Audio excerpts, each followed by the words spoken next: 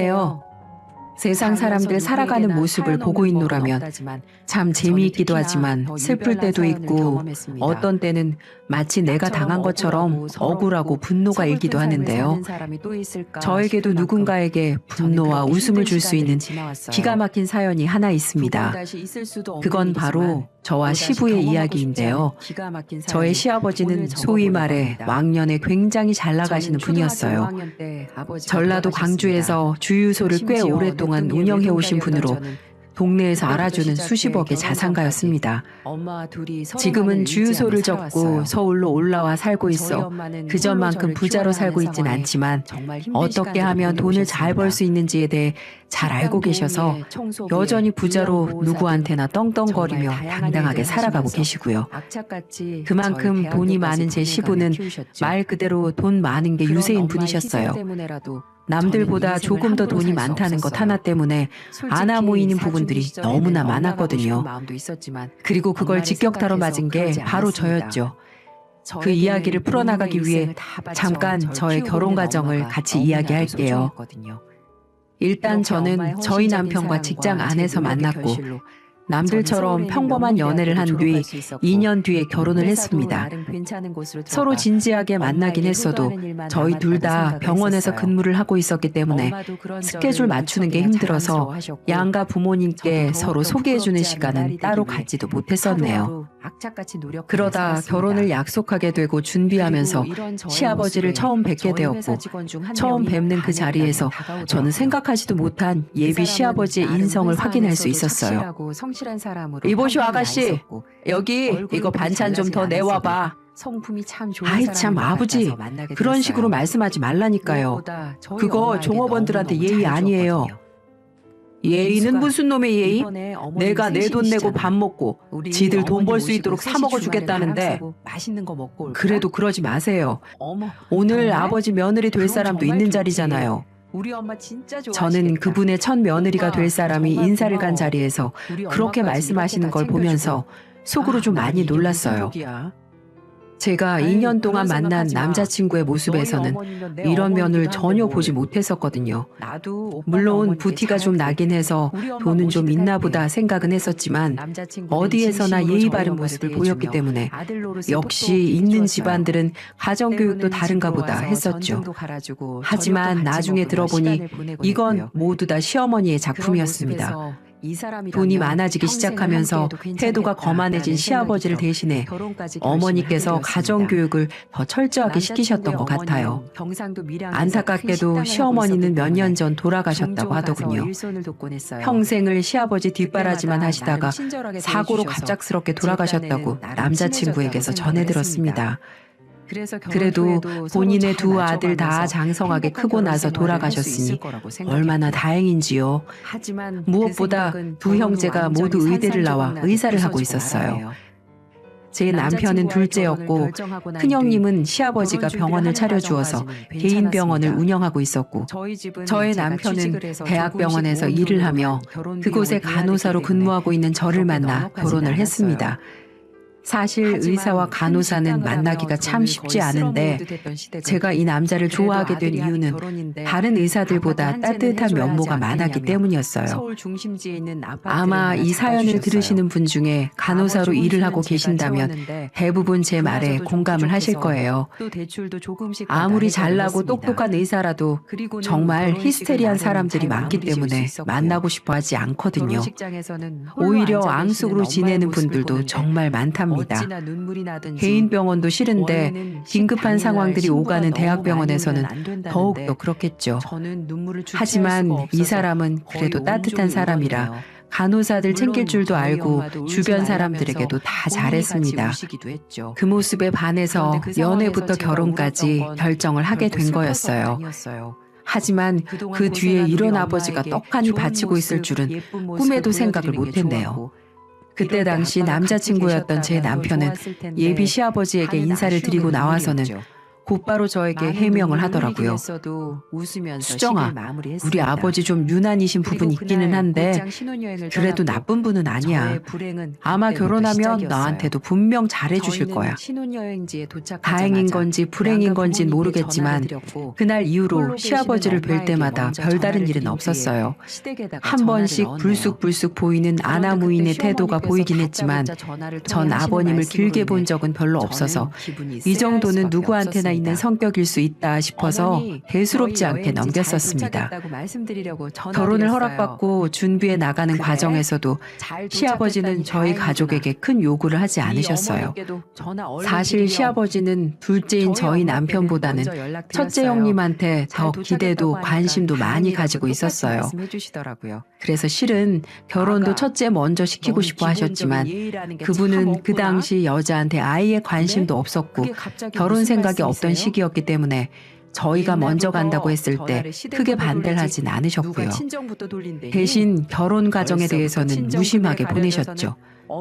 원래 첫 번째 결혼시킬 때 많이들 욕심 부린다고 하는데 워낙에 처음부터 첫째에게 기대가 컸던 시아버지는 저희 둘은 알아서 결혼 준비하라며 돈만 주시고는 일체 신경을 쓰지 않으셨거든요. 처음에는 조금 서운하기도 했지만 오히려 결혼을 준비하는 과정에서 양가 부모님으로 인해서 고생을 많이 한다는 이야기를 들으면서 나는 쉽게 결혼하는구나 싶어서 더 감사하고 좋았습니다. 저희는 꽤 많이 쥐어주신 돈으로 집도 괜찮은 곳을 얻을 수 있었고 제가 혼수는 대부분 해갔기 때문에 무난하게 마무리해서 결혼식까지 잘 마칠 수 있었죠. 결혼 후에도 시아버지는 워낙 무뚝뚝한 성격 덕에 저에게 큰 관심을 보이진 않으셨어요. 저는 오히려 시집살이 하는 것보다 이게 훨씬 낫다고 판단을 해서 서운하거나 그런 감정 없이 정말 편하게 지냈습니다. 하지만 저의 이런 마음은 남편의 형님, 곧 제 아주버님이 결혼하면서 완전히 산산조각 났습니다. 평소에 여자라고는 전혀 관심도 없던 우리 시숙이 갑작스럽게 결혼하고 싶은 여자가 생겼다면서 데리고 왔을 때부터 시작해 저의 비참한 결혼 생활이 시작되었어요. 우리 시아버지는 예비 큰동서가 되실 분이 집에 찾아온다는 소리를 듣자마자 저에게 병원에다가 연차를 내고 음식을 준비하라고 하셨거든요. 둘째야, 너 어차피 병원에서 할 것도 없지? 이번 주말에 네 형님 될 사람 온다니까 그날 하루 일 빼버리고 와서 밥 좀 차려라. 저는 그 말을 듣고 너무 아버님, 황당했지만 저희도 스케줄이 정해져서 나와요. 제가 빼고 싶다고 막 뺄 수가 없는데. 그리고 식당 가셔서 드시면 되지. 왜 집에서 식사를 하려고 하세요? 뭐야? 당연히 귀한 손님이니까 집에서 대접을 해야지. 너는 못 배워서 그런 거냐? 어떻게 그런 상식머리도 없어. 됐고 당장 그날 일을 빼든지 밤을 새서라도 차리든지 다 준비해놔. 어디서 밖에서 밥을 먹자는 소리가 나오냐? 어디서? 아버님은 제가 인사드리러 왔을 때는 집 근처 식당에서 밥을 먹었던 게 전혀 생각이 나지 않으신 건지 무조건 집에서 밥을 차리라며 어거지를 피우셨어요. 저는 이렇게 저에게 완강한 태도를 보이시는 아버님의 모습이 거의 처음이라 일단은 듣는 쪽으로 하기로 했습니다. 다행히도 그날 오프였던 동료 간호사가 저 대신 일을 해주겠다고 했고 저는 휴일을 바꿔서 비울 수 있었어요. 큰형님이 오신다고 했던 당일에는 새벽부터 시장 봐오고 식사를 준비하느라 시간을 많이 쏟았습니다. 저도 새 식구 맞이하는데 대충 할 만큼 나쁜 성격은 아니라 나름 정성껏 준비를 했죠. 그리고 드디어 시간이 되어 예비 큰형님이 될 사람이 아주버님과 함께 집으로 들어왔어요. 본가에서 이루어진 식사는 나름 순조롭게 시작되는 듯 했어요. 시아버지는 뭐가 그렇게 좋으신지 예비 큰형님이 집에 들어오자마자 헐쩍 뛰면서 반기시더군요. 아이고, 우리 집 복덩이가 들어오는구나. 오는데 고생하진 않았고? 네, 아버님 잘 왔습니다. 처음 뵙겠습니다. 양지수라고 합니다. 알지. 우리 큰아들한테서 얼마나 입이 마르게 칭찬을 들었게. 아유, 참 다리 아프겠네. 얼른 주방으로 가지. 배고플 텐데 식사부터 해. 얼른. 시아버지는 정말 민망할 정도로 형님을 반기셨어요. 저 때는 그냥 인사도 받는 둥 마는 둥 하시고 밥만 계속 드시던 모습과는 완전히 상반된 모습이었죠. 그리고 아버님이 그렇게 차별하시는 이유를 알게 되기까지 긴 시간이 걸리지 않았습니다. 아버님은 자리에 앉자마자 본인의 큰 며느리가 될 사람에게 물으셨어요. 그래, 부모님 두 분 다 의사이신데다 지금 자네는 산부인과 개인 병원으로 운영하고 있다고? 네, 맞아요. 어릴 때부터 두 분의 영향을 많이 받고 자라서 저도 자연스럽게 의대를 나오게 되었어요. 그래, 그래야지. 이래서 가정이 중요한 거야. 나도 드디어 의사 아들 말고 의사 며느리까지 보는구나. 아유, 눈에도 안 차는 것만 보다가 우리 큰 며느리 보니까 아주 속이 뻥 하고 뚫리는 기분이야. 아버님의 충격적인 소리를 들은 저는 그 자리에서 굳을 수밖에 없었어요. 누가 봐도 그건 제 이야기였으니까요. 아버님은 원래 무뚝뚝한 게 아니라 그냥 제가 마음에 안 드셨던 모양이었어요. 그 이야기를 들은 저는 너무 민망해서 얼굴이 붉어졌고 낯이 뜨거워 그 자리에 더 앉아 있을 수가 없었어요. 하지만 다 같이 식사하는 자리에서 갑작스럽게 일어날 수는 없어서 저는 어쩔 수 없이 그 자리를 끝까지 지켜야 했고 그날 밤 집으로 돌아와 한참을 울어야 했어요. 남편도 그 자리에서 같이 있었기 때문에 아버님의 독서를 다 들은 상황에 해줄 수 있는 건 위로밖에 없었습니다. 그리고 나중에 따로 아버님께 전화를 해서 한참을 뭐라고 한 것 같더라고요. 그때부터 시작된 아버님의 차별은 점점 더 심해졌습니다. 아주버님이 성대한 결혼식을 치른 후 다 같이 모여 첫 번째로 식사를 하는 자리에서 아버님은 대놓고 차별을 시작하셨어요. 자, 큰아가 이거 받아라. 이게 뭐예요, 아버님? 너네 신혼집이 네 병원하고 멀다고 들었어. 우리 아들 직장에 맞춘다고 먼 집으로 잡았으면 또 그만한 대우를 내가 해줘야지. 어떤 며느리인데. 이거 결혼 선물로 주는 새 차야. 그러니까 지금 있는 차는 알아서 처리하고 이걸로 타고 다녀. 놀랍게도 아버님은 한 번도 저에게는 보이지 않으셨던 호의를 바로 큰형님에게 보이셨어요. 그것도 무려 벤츠 신형으로 말이죠. 억대 이상 값이 나가는 차를 보면서 저는 큰 상실감에 빠졌습니다. 차를 받지 못해서가 아니라 아버님의 사랑을 받지 못하는 것에 대한 상실감이었어요. 이번에는 우리 남편도 그냥 보고 있기 힘들었는지 분위기를 망치지 않는 선에서 아버님에게 한마디 했습니다. 아유, 우리 아빠 돈 많아서 쓸 데 많은 줄은 알았는데 이런 데도 쓰시는 줄은 몰랐네. 아빠, 둘째 며느리도 직장 멀어요. 우리는 병원 근처에 집 잡을 만한 데가 없어서 멀리 구했잖아요. 이 사람은 돈 아낀다고 내 차 말고는 본인 차도 안 샀는데 우리 아빠가 하나 사주시면 참 좋겠네. 뭐야? 아니, 지금 나보고 둘째 며느리 차까지 사다 바치라는 거냐? 제 분수에 맞게 살면 되는 거지. 예, 둘째야. 너 어떻게 생각하냐?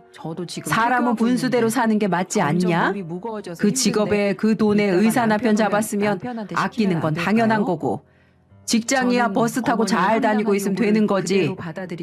그 이야기를 들은 저는 너무 죄송했지만 아무 대답도 못하고 그 자리에서 뛰쳐나올 수밖에 없었습니다. 다시 한번 말하지만 차를 사주지 않아서가 아니었어요. 지금까지 아버님이 저를 그렇게 생각하셨다는 것도 전혀 예상하지 못했던 사실이었고 그걸 대놓고 그런 자리에서 말씀하시는 것도 너무 충격적이었거든요. 솔직히 따지고 싶었지만 그러기에는 제가 더 비참해질 것 같아 저의 최선은 그 자리를 박차고 나오는 것뿐이었네요. 한동안 저는 너무 충격받아서 시댁에는 전혀 연락을 드리지도 않았어요. 하지만 아버님은 그때 제가 자리를 박차고 나간 것에 대해 또 화가 나셨었는지 한 번은 갑자기 저희 집에 찾아오셨더라고요. 그때는 마침 집에 혼자 있는 시간이었기 때문에 연락도 없이 오신 아버님을 그대로 맞이할 수밖에 없었어요. 아버님, 저희 없으면 어떡하시려고 이렇게 무작정 찾아오셨어요. 없으면 전화하면 되지. 너는 일도 없는 애가 전화하면 바로바로 튀어나올 생각은 않고 이렇게 시애비를 홀대하는 거냐? 또 못 배운 뒤 팍팍 내는 거야 뭐야? 아버님, 왜 찾아오신 거예요? 그날 저한테 그렇게 모진 수모 주신 걸로는 모자라세요? 제가 왜 못 배워요? 저도 엄연히 이름 있는 간호대학 나와서 대학병원 당당하게 들어갔어요. 간호사는 아무나 되는 줄 아세요? 그래봤자 의사만큼 하겠냐?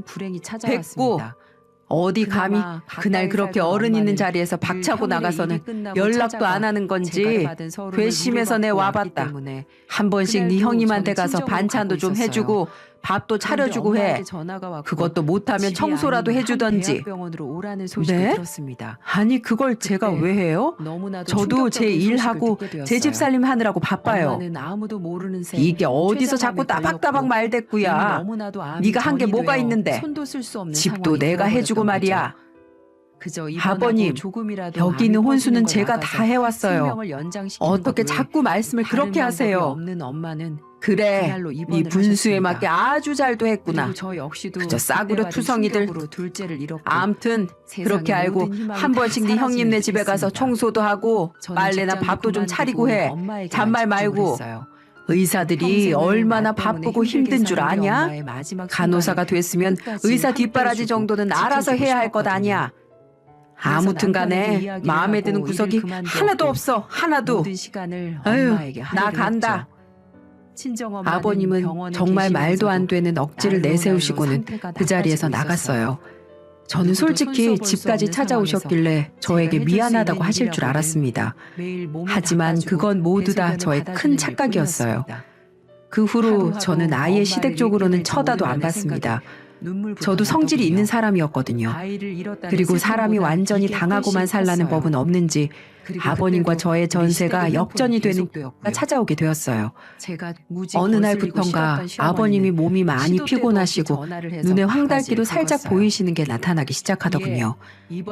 다행히도 자녀가 다 병원에서 일하는 사람들이라 아버님의 변화를 빠르게 캐치할 수 있었고 저만 빼고 남편은 한 번씩 아버님께 찾아가서 저한테 잘해달라는 이야기도 하고 나름 문안드리면서 자식 노릇을 하고 있었기 때문에 제일 먼저 간이 안 좋아졌다는 걸 느낀 후 병원으로 모시고 갔습니다. 아니나 다를까 아버님은 간암에 걸리신 거였어요. 이미 손쓸 수 없이 많은 부분에 퍼져 있어서 할 수 있는 거라곤 간 이식을 하는 것밖엔 방법이 없었죠. 그래서 일단은 두 아들이 간 이식을 해줄 수 있는지 검사를 받게 되었고 몸이 좀 약한 편이었던 아주버님은 이식에 적합하지 못했어요. 결국에는 작은 아들인 우리 남편밖에 남아있지 않았죠. 저희는 이런 결과를 가지고 온 가족이 다 모였습니다. 가족회의를 위해서였죠. 너희도 알다시피 내가 간암인데 이식을 해줄 수 있는 애가 둘째밖에 없다고 하니 참 나로서도 난감하다. 아버님은 나름 염치는 있으신지 당당하게 간을 내놓으란 소리는 못하시더라고요. 그래서 제가 그 자리에서 한마디 했습니다. 아버님, 저는 못해요. 저 무서워서 간 못 드리겠어요. 그러니까 이 사람 간 괴롭히지 말아주세요. 뭐야? 아니 여보.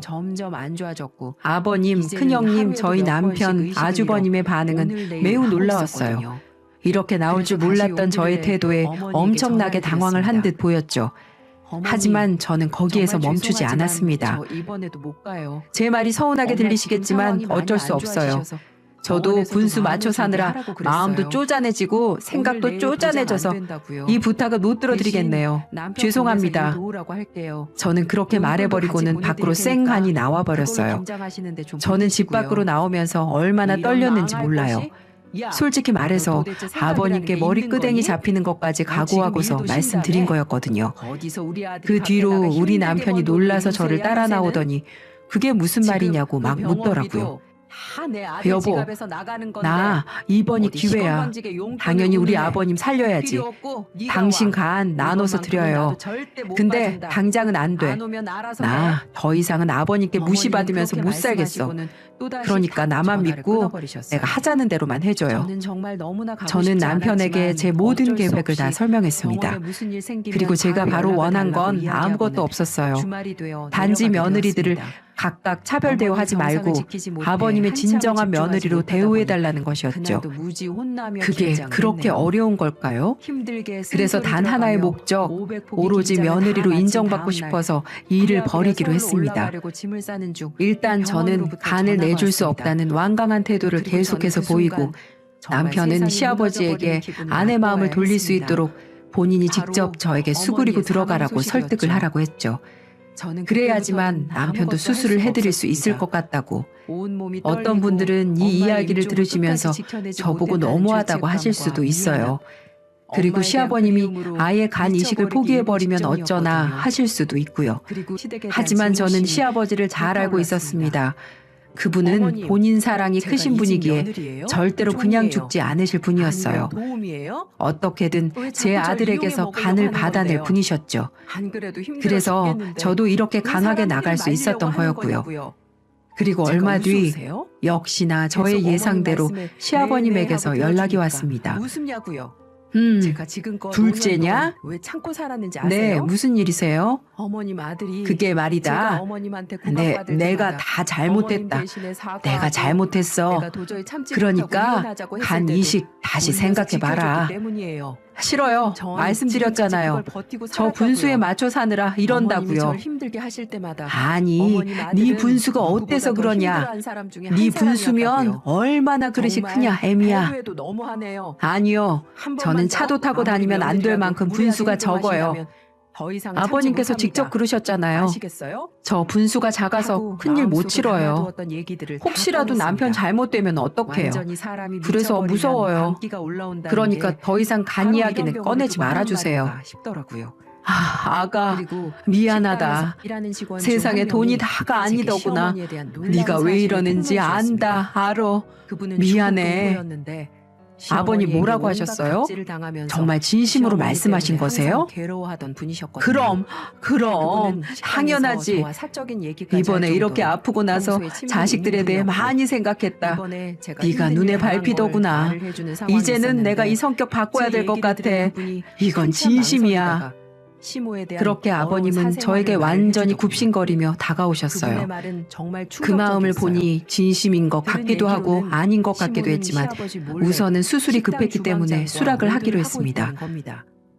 그런데 같이 일하는 정말 수술 직원들은 들어가기 전 자주 그 모습을 혹시라도 봤기 남편이 때문에 잘못될까봐 다들 어느 정도 얼마나 눈치채고 조마조마했는지 있었고 몰라요. 모두들 제 쉬쉬하고 상황을 있는 겪어보신 정도라고 분들은 했어요. 다 아실 거예요. 시아버지는 식당 말고도 다행히도 다른 일을 그렇게 하고 수술은 있었기 잘 때문에 끝났습니다. 알지 못하는 것 같았고요. 아버님은 둘째 그래서 아들과 전 며느리인 제 저희가 눈으로 다니고 보지 있는 않고는 병원에서 믿지 못할 수술을 것 같아서 받으시고는 입원을 정말 하셨어요. 그 말이 사실인지 저는 알아보기로 이 했습니다. 기회도 놓치지 않고 그래서 아버님의 시모에게 정신개조에 마트에 힘을 장을 보러 쏟았어요. 갔다 온다고 말을 간 하고 이식을 받은 후 시어머니 환자는 차를 일상으로 빌리게 됐죠. 돌아가기까지 그 이유는 정말 관리를 바로 철저하게 하나였어요. 해줘야 하거든요. 차 블랙박스에 그래서 저는 혹시라도 가까이에서 주방장과의 아버님을 외도 간호하고 흔적이 돌봐드리며 있을지 알아보기 저는 위함이었죠. 식단을 누구보다 철저히 그렇게 하면서 한참을 아버님을 돌려보게 훈련시켰습니다.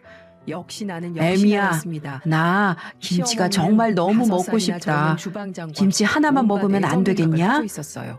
안 돼요, 저를 아버님. 팔짱을 끼고 지금 꼭 수술하신 지 보름하고 얼마나 음식을 되셨다고요? 먹여주고 절대 안 돼요. 남녀가는 짓거리를 자극적인 다 음식 절대 안 하고 되고 짠 것도 안 더 되고요. 심한 행동들을 하는 모습이 아이 있었고요. 참, 그럼 뭘 먹으란 주방장은 말이냐. 어머니와 다 신고 오랫동안 일을 빠져가지고 하면서 맛대가리도 서로 없는 정이 쌓여 것들을. 불이 넘지 말아야 할 선을 아버님, 넘어버린 저한테 것 뭐라고 같았어요. 하셨어요? 전 사람은 곧바로 그 분수에 맞게 영상을 살아야 따서 한다고 USB에 하셨죠? 저장을 했습니다. 지금 아버님은 맛있는 저는 음식 드실 수 있는 증거 분수가 영상들을 아니세요. 남편에게 모든 걸 다 보여주었습니다. 그놈의 분수. 남편은 이 영상을 너는 보자마자 위아래도 없냐? 완전히 분노에 어디서 자꾸 정신을 분수 잃기 타령이야. 직전이었어요. 원래 부모한테 이게 배운 뭐야? 대로 사는 거라고 정말 우리 아버님이 엄마란 또 말이야? 그러셨잖아요. 그래서 저도 확실해? 분수에 맞게 사는 걸 강조하다 보니까 맞아. 그렇게 얘기할 당신 수밖에 엄마야. 없어요. 말도 안 아유 돼. 진짜 어딨어? 내가 미안하다 이 둘 애미야. 지금 어디 내가 있냐고. 미안해. 다시는 안 식당에 한다. 있을 거야. 그놈의 분수 지금 소리. 내가 바로 보고 온 거니까. 네, 좀 심하셨어요 남편은 아버님. 이 이야기를 듣자마자 저도 제 곧바로 분수에 식당으로 맞춰서 열심히 달려갔습니다. 살았고 그 그리고 덕에 두 간호사 남녀에게 되고 다가가 좋은 남편 호수를 만난 껴 거예요. 물을 끓여버렸어요. 근데 아버님이 자꾸만 제 정말 분수를 그 깜짝할 깎아내리셔서 사이에 벌어진 저 일에 그동안 저도 진짜 그들도 속상하고 다 놀라고 힘들었어요. 말았습니다. 아버님은 엄마, 저의 어떻게 이야기를 이러실 듣고는 수가 있어요? 뭔가 어떡해? 깨달아지셨는지 아무 요만이라도 말씀도 단단히 하신 없으셨습니다. 거예요? 그 후로도 저는 계속해서 아버님의 식단을 조절하고 운동을 조금씩 시켜드리는 과정에서 정말 정성껏 모셨어요. 그리고 한 번씩 분수 이야기도 꺼내면서 아버님의 고집을 잠재웠죠.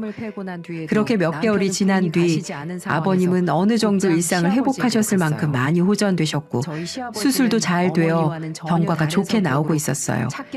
저희도 다행이라고 여기며 그렇게 다시 일상으로 돌아가 원래대로 살고 있었는데 어느 날 갑자기 아버님이 저희 모두를 또 부르시더군요. 그리고는 그 자리에서 제게 무언가를 주셨어요. 둘째야, 이거 받아라. 이게 뭐예요, 아버님? 뭐긴 진작에 너한테도 줬어야 할 차키지. 네? 차키라뇨? 내가 그동안 너한테 너무했어. 사람이 분수에 맞게 살아야 한다느니 너에게 참 모진 말들도 많이 했다. 미안했어 그동안. 그리고 고마웠어. 이 못난 시애비 살려보겠다고 그 지극정성으로 간호한 거 모르지 않는다. 병원에 너 없으면 어쩔 뻔했을꼬. 병원에서도 사람들이 그렇게 너 보고 딸이냐면서 착하다고 난리도 아니었어. 이렇게 착한 며느리를 내가 너무 무심했구나. 정말 미안하다. 하지만 우리 앞으로는 잘 지내보자꾸나. 내가 조금 가부장적이고 보수적인 면이 있어서 그렇지 알아가다 보면 그렇게 나쁜 사람은 아닐 게야. 알았지? 그리고 이 차키는 날 간호해주고 보살펴준 보상이야. 고맙다. 고마워. 몇 개월간 제가 정말 진심 어린 마음으로 아버님을 대했던 걸 느끼셨는지 전혀 생각지도 못했던 선물을 저에게 꺼내주시더라고요. 그리고 그 자리에서 저는 그동안 서운했던 모든 마음들이 다 눈 녹듯 녹아내리며 아버님을 용서할 수 있었고요. 아버님, 저도 죄송했어요. 그동안 모진 말로 아버님께 대했던 거 용서해 주세요. 그리고 아버님, 그 고집의 식단 조절하고 운동 꾸준히 하기 쉽지 않아서 제가 더 독하게 했던 거예요. 그러니까 이해해 주실 거죠? 이 녀석이 끝까지 제 할 말은 다 하는구나. 내 고집이 어때서? 살려면 뭘 못해? 하라는 대로 다 해야지. 아이고, 그래서 한 번씩 밥 투정하시면서 저한테 물병 집어 던지셨어요? 아유, 몰라. 모른다 나는. 아주 그냥 그런 말은 왜 또 해서 산통을 깨. 울면서도 아주 제 할 말은 다 하는구나. 그러게요, 아버님. 그래도 이 센 며느리 덕분에 잘 회복되셨잖아요. 그럼 됐죠. 저희 곁에서 앞으로는 오래오래 사세요, 아버님. 차도 잘 쓰겠습니다.